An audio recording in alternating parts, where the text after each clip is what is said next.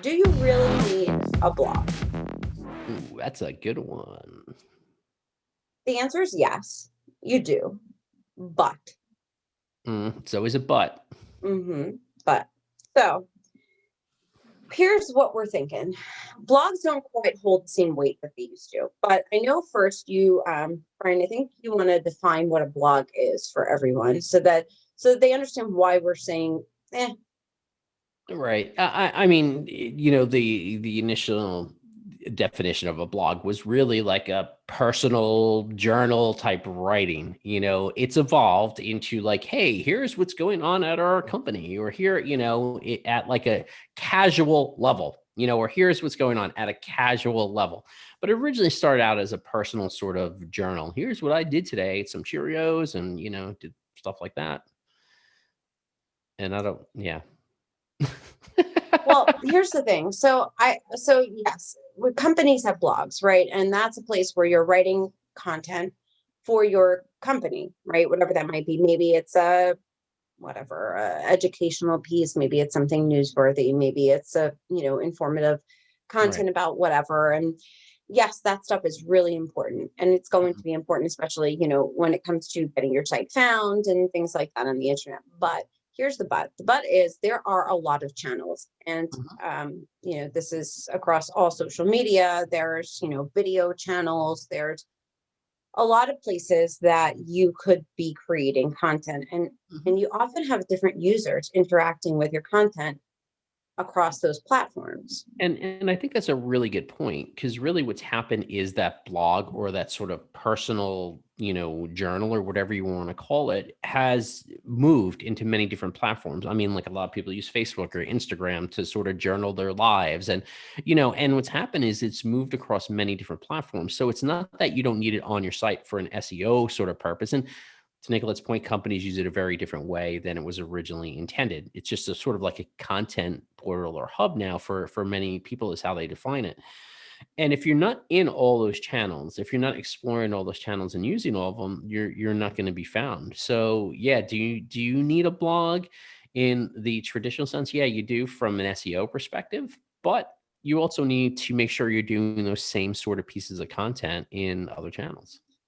Well, yes and no, because what we expect in 2021, and it's kind of picked up here, there are certain platforms that are just kind of like your place, right? That's the place that maybe your audience really lives. So, for example, maybe we put our really good stuff on LinkedIn, and Mhm. then we do some other stuff across, Instagram, but it's not quite as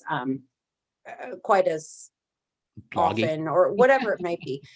But what we do try to do is create different types of content for those channels. So maybe I'm going to use this as an example. Maybe on your site you have a white paper, right? Mhm. And that is totally able to be divided up across multiple channels in some way. So you can create an infographic, you can create a video, one of those low production quality videos we talked about. You can create a static post for Instagram. You can create whatever it is that you can divvy up that content. But that's not what we're saying. We're saying that there are some platforms where you'll find unique content that you Mhm. might not find on your site, and yes, you could then take it and throw it on your site after the fact. But things that are really unique, like embedded videos into LinkedIn or Facebook Mhm. or whatever it might be, YouTube Live that is just solely for YouTube. Mhm. There are different And platforms where you'll have an audience going just there because they can't find it anywhere else. right, and I think the point being is that, when Nicolette, that's why Nicolette said yes and no, is it's not just a push mechanism, like, let me drive traffic back to my site. The key thing she said there is it's native content on that, and sometimes it's not necessarily super original, right? But for what you're doing, sometimes it is similar because it works very well across multiple channels. But in many cases, you're going to find you'll need to create specifically unique content for that channel, or at least put that content on there from a native perspective, like upload your video into Facebook, upload your video into LinkedIn. And why is that? Because those channels are going to do much better if the content is natively there versus if you're, hyperlinking it back to your site or you're using a YouTube video. And it's almost like those channels become the place for your audience to find you. Instead of just having this one website where users will come and find you, they know, okay, the Insomnia Cat Show. I often watch the Insomnia Cat Show on Facebook, so I will always go there to search for them. I'm not going to go to the site and then link off. That's my channel. So that's or maybe they're podcast listeners. So the place that they go immediately is to Apple Podcasts, right? And so they go right there and they look for Right. the Insomnia Cat Show. So you're creating stuff that, yes, you can repurpose in other channels, but you have to talk to those people the way that they like to ingest Yep. content. Absolutely. So Absolutely. you have multiple places now where you can start building your brand in Mhm. almost different ways. Right. And remember, see one of our other trends about aggregating audience, because once you're in those other channels where you can't aggregate your audience, you need to make sure you're able to convert them to users for yourself to use. That's right.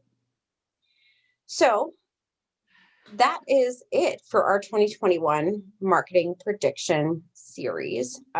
If there's anything that you think is going to explode and you want to tell us about it, we would love to talk about it. And if you want to come on the show and talk about it, we'd be happy to have you as well. Absolutely. And yeah, absolutely. You think there's something we missed? We invite you to let us know.